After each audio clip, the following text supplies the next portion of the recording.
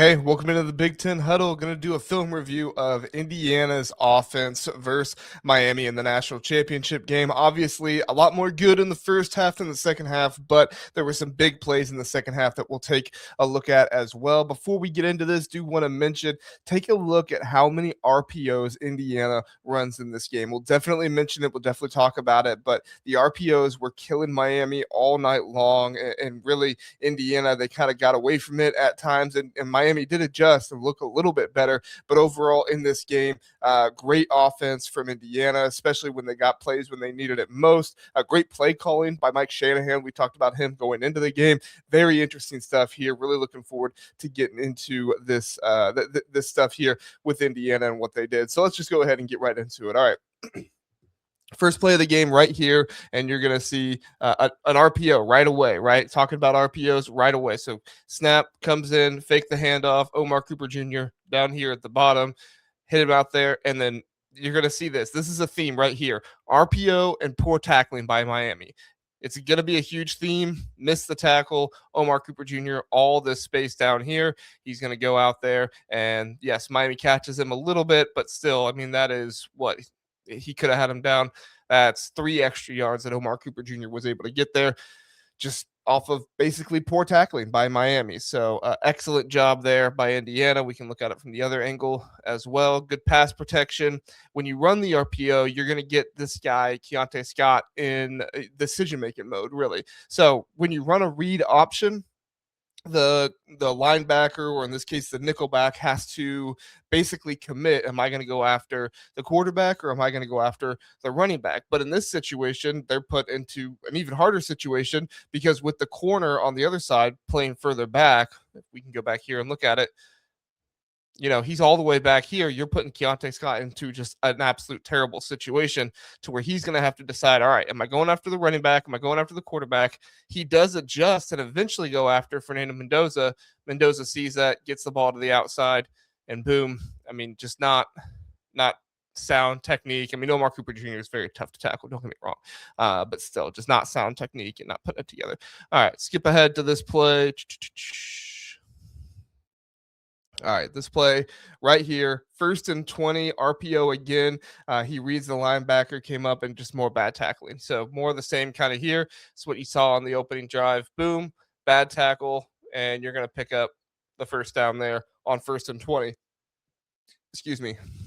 I mean, it doesn't get much easier than this for Fernando Mendoza, the linebacker here. And this was something that honestly, like, Ohio State should have done more of. Honestly, Ole Miss probably should have done more of this as well. Put these linebackers in decision-making mode, because these linebackers are, you know, I don't want to be disrespectful, but that's definitely the weakness of the Miami defense, was the linebackers. And obviously the poor tackling of Miami as well. So put them in the bad situation there, and then just bad angles too. I mean, look at this angle that he takes right there. Yeah, you're not going. Yeah. So if you cut it to the outside there, maybe would have had a chance. But then you had the other defender back there. I think that was Keontae Scott. Keontae Scott is a really good player, by the way. He honestly will probably be drafted further down in the draft than he should be. All right. I'm going to look at it from this angle as well. Again, I think that's Torre right there, who's coming back for like his 8th year of college football. Kind of insane. Miami wants to talk about how Indiana has 29-year-olds, and what's he going to be if he's 18? He's going to be 26, 8th year of college football. Wow. And yeah, I mean, he's just caught in no man's land there. Like, you're not committing. He is kind of committing to the run, but at the same time, like, why would you commit to the run there when he's, going in that gap there? I mean, obviously you have to, defend against the run, but it's a terrible situation to be in for a linebacker. And then when you're a linebacker that's put in that situation, it's really tough to deal with. All right. Next play here. All right. This is the one I wanted. All right. 2nd and 9, Fernando Mendoza takes a cheap shot. So not really anything on the play here, just more so the cheap shot that he takes. And you can see here, I mean, they were going to light Fernando Mendoza up all game. So another RPO, kind of, I mean, it's kind of an RPO, but you're not really reading anybody. You're kind of reading the end there, but more than anything, you're reading the quarterback over here. Does he play off enough? And then, of course, the linebacker here, who he can let up. I mean, he sees that Fernando Mendoza, but instead, I mean, he's going to flail his arms and not into the back, but definitely put his shoulder into Fernando Mendoza's back. And then Mendoza, I mean, you can tell right there that was a shot he took, but of course he gets right up. Mendoza, one of the toughest dudes out there, so he's gonna get right back up. But I mean, like you can just like he does a good job of not landing on Mendoza. If you land on Mendoza, they're gonna call that 9 times out of 10. But with just hitting him like that, even though it was a late hit, it was a cheap shot. Um, yeah, should do that. So all right, let's go to all right. This one is 3rd and 8. I'm going to look at it from this angle. I like this angle better. Indiana uses Miami's aggression here against them and runs it. Miami has 6 players on the line of scrimmage. 1, 2, 3, 4, 5, 6 players on the line of scrimmage. But these wide sets are going to put them in terrible situations. 3rd and 8, they think they're all going to come after Mendoza and go crazy on him. But this is what Kirkson has done all season, and he's done a fantastic job. Him and Mike Shanahan have done all season, and they've done a fantastic job of it, is run in passing situations. And the defense, who just has no linebackers back here because they have 6 guys in the line of scrimmage, they're going to get manhandled up front, and that's going to open the crease there. And then because you have each guy winning their one-on-one, boom, boom, boom, boom, even with the one guy dropping back and to play kind of a linebacker, he's going to, the Indiana offensive lineman is going to be able to climb to him and get to him. And it's going to be a huge run for first down there for, who was that? Hemby or Black? I think that was Hemby. To get the first down there. So next one, 2nd and 7. Let's see. 22. Okay. All right. Next one here. This is Miami stacks the box while Indiana runs more RPO to put Miami's linebacker and bad tackling on a reliable Charlie Becker. Almost scores. Honestly, like Indiana probably should have gone to Charlie Becker more in this game, but they decided to go to Surratt. But when Surratt wasn't working, you'll see it late in the game, they started going to Charlie Becker more. Charlie Becker is not going to get nearly enough credit for how much he did to get Indiana the win in this game. Obviously, Mendoza had the plays and stuff like that, but like there's a play that Charlie Becker makes there at the end that I think is arguably more important than Mendoza's play he makes with his legs to score the touchdown. Of course, Mendoza's that play is phenomenal. It's going to get all the credit, but the play that Becker makes there at the end, we'll show it to you. It's pretty incredible. All right, Mendoza RPO, going to put the linebacker in the corner in terrible situation here again. They're going to run zone. Of course, the linebacker sees the run, so he's not going to get out into the flat like he normally would. He's going to pause for just a second. That's going to give Becker just the space he needs for Mendoza to get the ball out to him. Becker, so good with his feet, so good breaking tackles.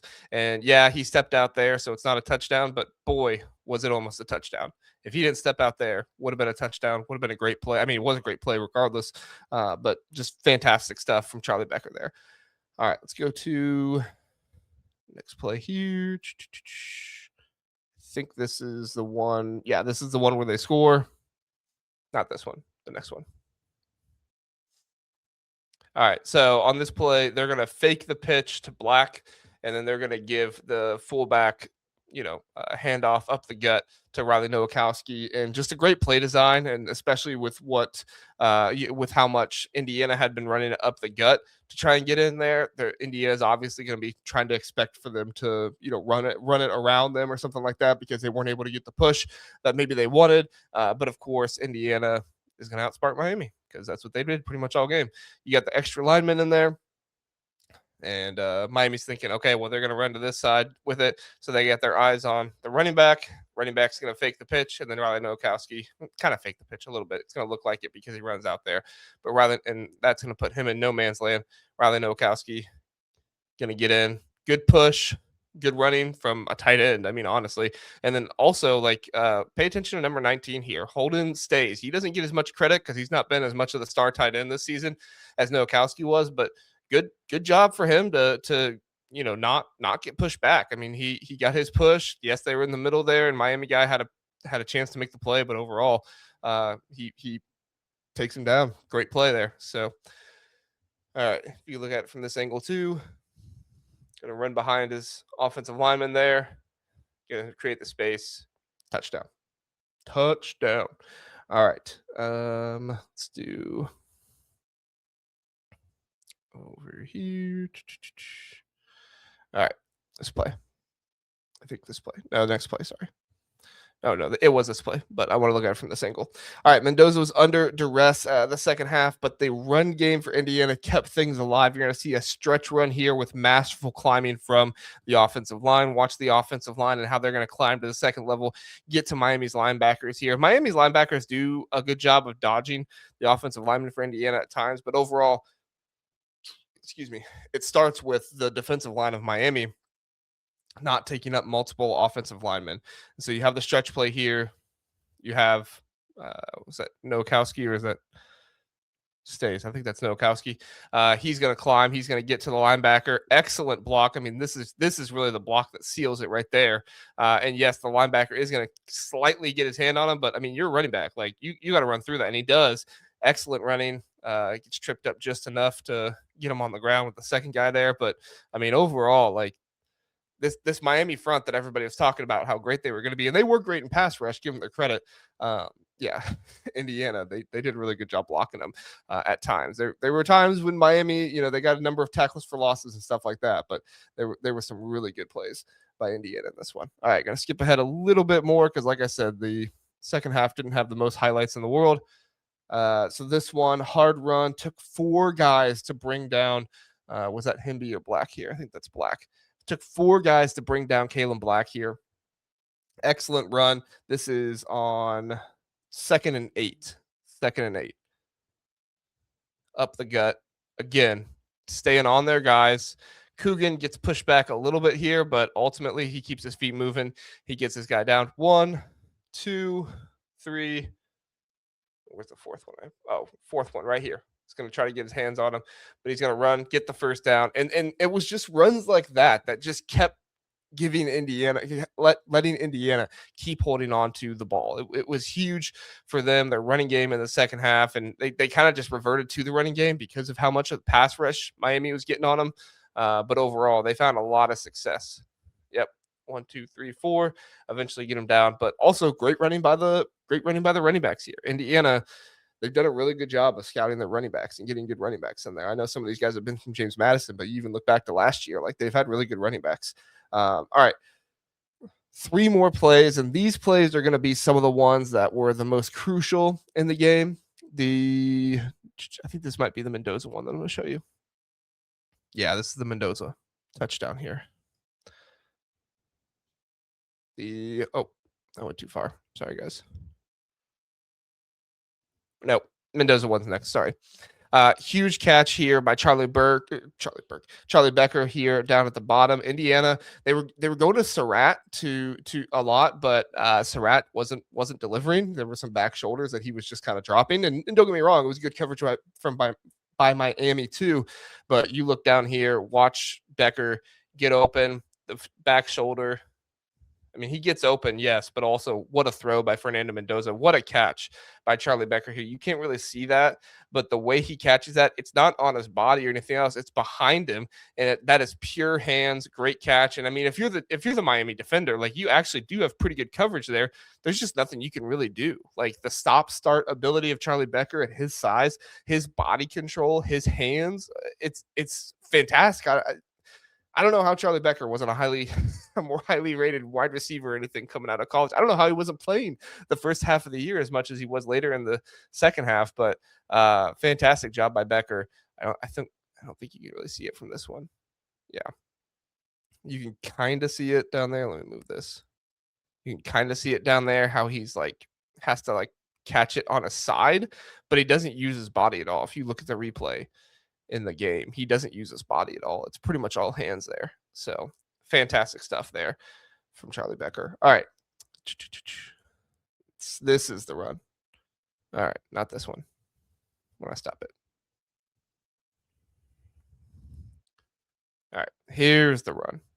4th and 4, they say. I thought it was 4th and 5, but 4th and 4. That last one, by the way, to Charlie Becker, that was 4th and 5. That was a huge catch on 4th and 5 to keep the drive alive because it was 17-14 at that time. 9.5 minutes left here.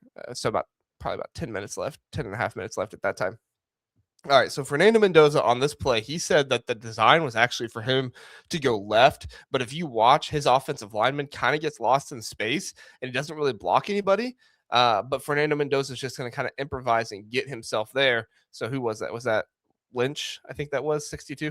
He's going to kind of get lost out in space because again, he's supposed to go left, but he's out here getting ready to block right, which does kind of make sense because you could split those two guys, but Black, he's going to come in and he's going to block the guy of the offensive lineman. So he's this defender from Miami is going to try to get around the corner and get to him after Mendoza is going to get the block from Coogan to release him. I mean, you can't tell me that you would have thought in this moment that Fernando Mendoza was going to score 10 yards out. He's got one blocker essentially because they're blocking the same guy, an open guy here, two open guys coming after him here. But his speed, his agility, his toughness, everything else, he's going to get hit.